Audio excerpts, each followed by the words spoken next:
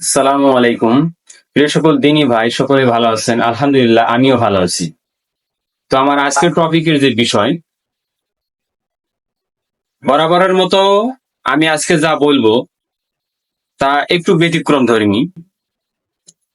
আর আজকের আমার ভলিউম নম্বর 63, অধ্যায় নম্বর 5, সহিহ বুখারীর গ্রন্থ, অধ্যায় নম্বর 5। আজকের যে বিষয়, হালকাভাবে ওযু করা। এখন হালকাভাবে কিভাবে ওযু করে এই বিষয়ে বাংলার অর্থ দিয়ে আলোচনা করব। ইবনু আব্বাস রাদিয়াল্লাহু আনহু থেকে বর্ণিত, একদা নবী সাল্লাল্লাহু আলাইহি সাল্লাম ঘুমিয়েছিলেন।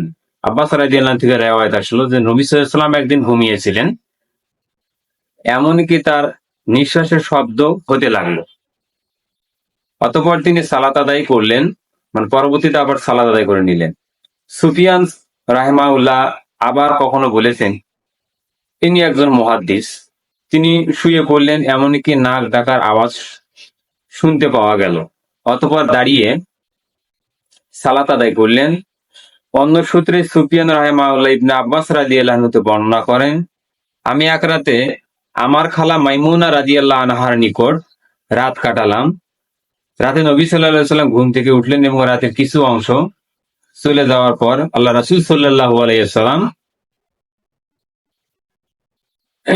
একটি ঝুলন্ত মশক থেকে হালকা করে উযু করলেন। এখান থেকে প্রমাণ হয় যে হালকা করে উযু করার আসলে বিষয়টা কেমন। রাবি আমর রাহিমাহুল্লাহ বলেন যে হালকাভাবে ধুলেন, পানি কম ব্যবহার করলেন এবং সালাতে দাঁড়িয়ে গেলেন। ইবনু আব্বাস রাদিয়াল্লাহু আনহু বলেন, তখন তিনি যেভাবে উযু করেছেন আমিও সেভাবে উযু করলাম এবং এসে বামে দাঁড়িয়ে গেলাম সালাতের জন্য। সুফিয়ান সাউরি রাহিমাহুল্লাহ কখনো কখনো বাম শব্দের স্থলে বলতেন। তারপর আল্লাহ রাসূল সাল্লাল্লাহু আলাইহি সাল্লাম আমাকে ধরে তার ডান দিকে টান দিলেন। অতঃপর আল্লাহর যতক্ষণ ইচ্ছা ততক্ষণ পর্যন্ত তিনি সালাত আদায় করলেন।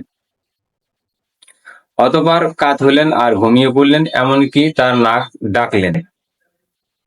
মুয়াজ্জিন এসে তাকে সালাতের কথা জানিয়ে দিলেন, তিনি তার সঙ্গে সালাতের জন্য চলে গেলেন এবং সালাত আদায় করলেন, কিন্তু অজু করলেন না।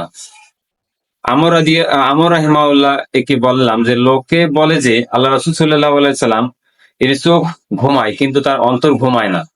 তখন আমর রাহিমাহুল্লাহ বললেন, আমি উবাদা ইবনে উমাইর রাহিমাহুল্লাহকে বলতে শুনেছি, নবী সাল্লাল্লাহু আলাইহি সাল্লাম স্বপ্নে ওহী।